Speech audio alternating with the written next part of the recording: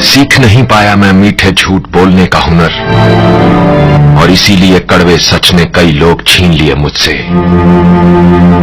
सुना था लोगों से कि वक्त बदलता है, और अब वक्त ने बताया कि लोग भी बदलते हैं। जो लोग निभा नहीं सकते उनका आपकी जिंदगी से चले जाना ही बेहतर होता है। तारों को इंसान तभी घूरता है जब जमीन पर उसका कुछ खो जाता है। कहते हैं कि आंख के पानी और नदी के पानी में सिर्फ जज्बात का फर्क होता है। तकदीर उसे कहते हैं जो इंसान को खींचकर वहां ले जाए जहां वो जाना ना चाहता हो। जानते हो दोस्त, तकलीफ क्या है?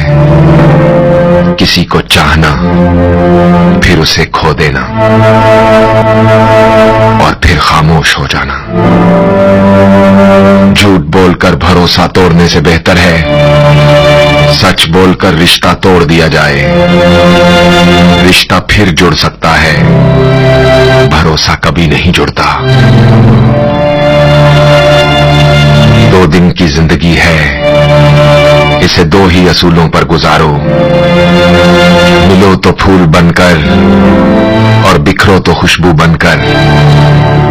और कहते हैं जिससे हक बात का इजहार नहीं हो सकता, कुछ भी हो सकता है, फनकार नहीं हो सकता। अगर आपको हमारी बातें अच्छी लगती हैं तो YouTube पर हमारा चैनल जरूर सब्सक्राइब कीजिए।